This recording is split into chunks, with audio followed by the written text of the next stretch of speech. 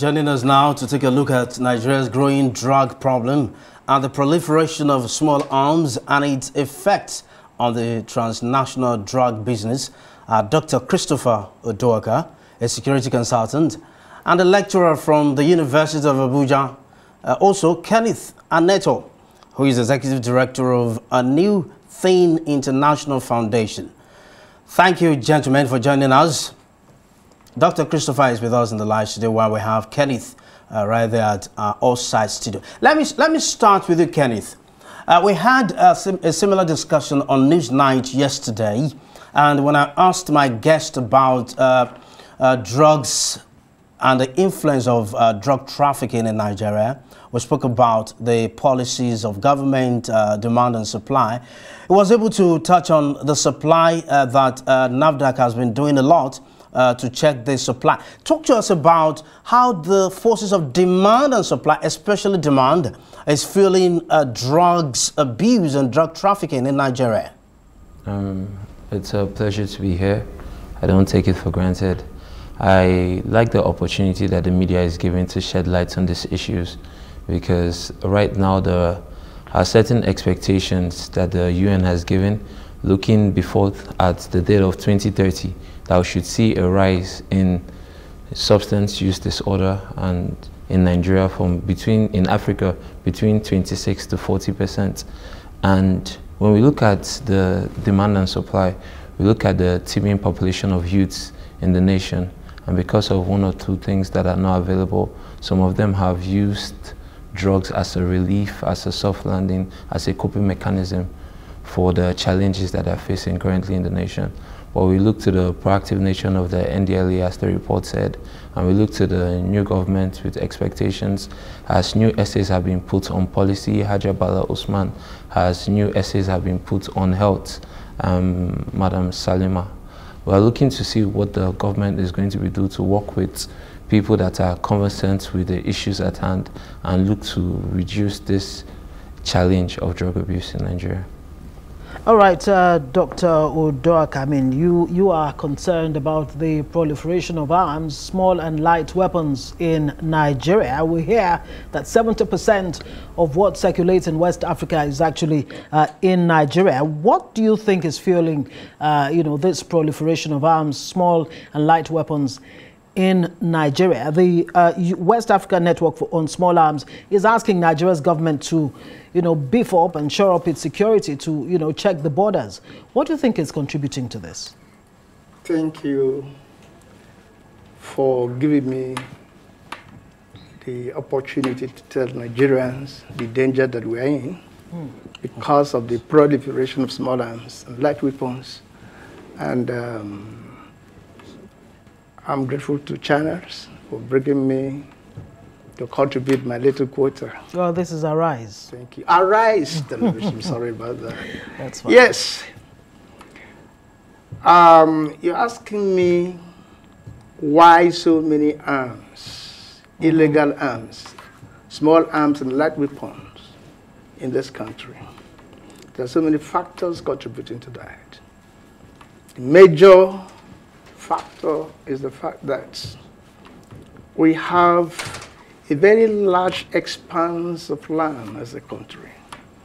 And we also have over 100 borders. And these borders are poorly manned. And because they are poorly manned, the ability to control the influx of these arms is not there. We also have external influence, such as crisis in Sudan and other countries in the Sahel. Right, just to butt in here, since we're talking about, drug abuse and all of that, is there a nexus between the proliferation of arms, the use of these arms, and drug abuse in Nigeria? Definitely there is a high level of correlation. The trained security forces have what we call role of engagement in handling these weapons.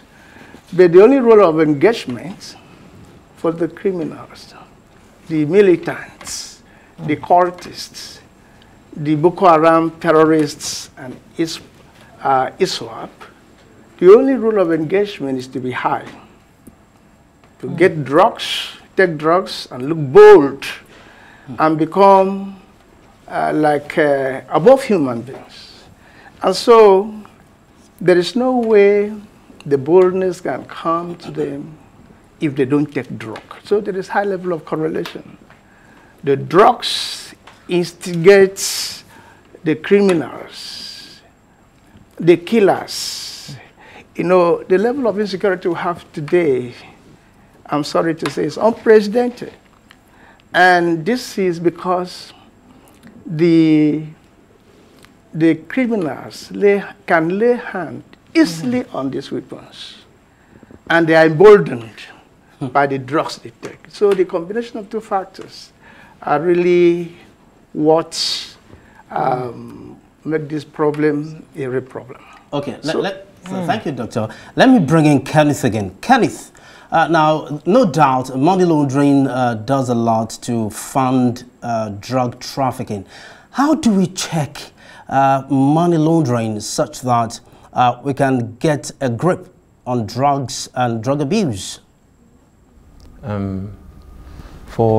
I know you just gave me a question, and that question is very important, but it will be detrimental to the theme of this year, which is people first, stop stigmatization, stop discrimination, and strengthen prevention, if I don't respond to what was said earlier. In Nigeria, we have two phases of addressing the drug challenge that we have. We have the drug demand reduction and the supply reduction, which the NDLA is in charge of. The NDLA goes after the barons. They work with the EFCC to check the transfer, the movement of money, and wherever they suspect, they attack those. But in terms of drug demand reduction, we have those that work in prevention, that work in advocacy, that work in sensitization, and all these are being done together. But this year, we look to break the notion that everybody that uses drugs is a criminal, because there are a lot of factors that can make someone predisposed to becoming someone that has substance use disorder, instead of categorizing all of them as criminals.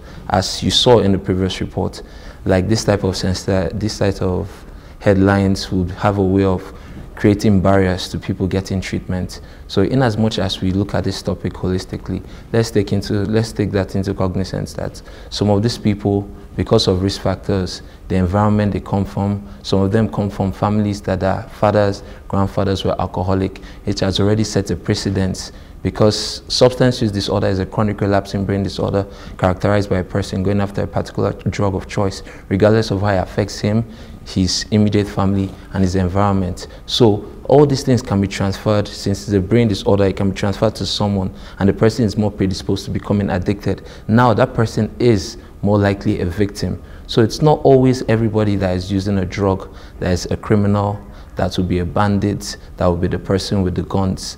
And when we begin to look at this subject holistically, the government can begin to now see a way that it can help those, reduce the barriers, stop the stigma, stop the discrimination, so that more people can come out. I just had to put that out there. Thank you very much. Dr. Udoka, before we let you go, I mean, a lot has been said about complicity on the part of security agencies and operatives in the proliferation of small arms.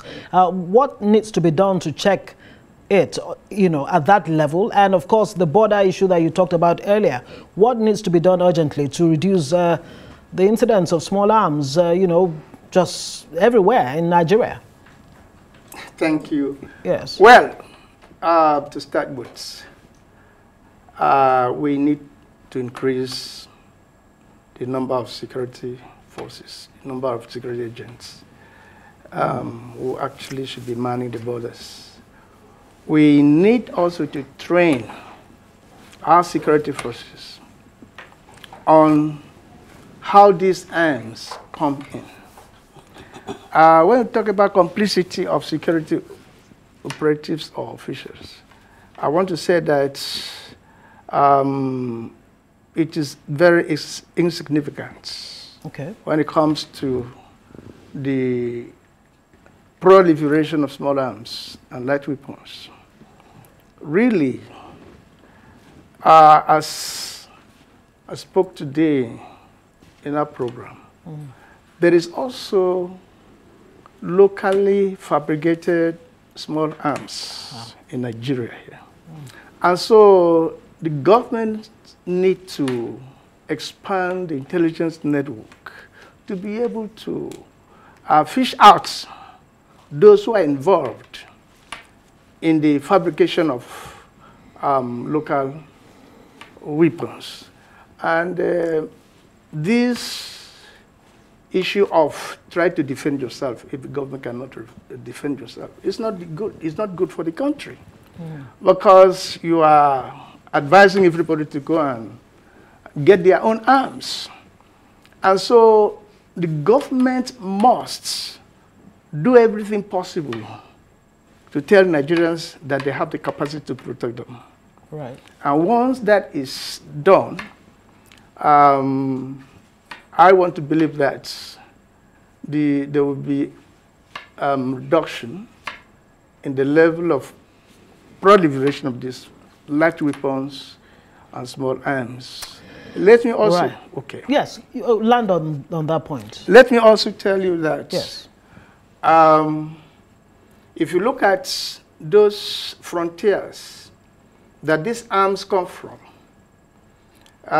for instance, the Seme, Idiroko, and the Niger Delta axis, a research has been established that most of the arms coming to the Niger Delta region coming through the ship that berth offshore. And so we must encourage our law enforcement agents to increase their surveillance on the waterways, because if the arm is in a container in the house, they have to be brought in to the creeks. And so a good surveillance system of our security agents will be able to check those coming from Outside. Right. So that is my thought on that. Thank you so much, Dr. Christopher Udoaka, security consultant, lecturer, University of Abuja, and Kenneth Neto, executive director, New Thing International Foundation. Thank you, both of you. Kenneth, we'll let you go, even though you didn't address our question on money laundering and how it funds drugs. Well, thank you for coming.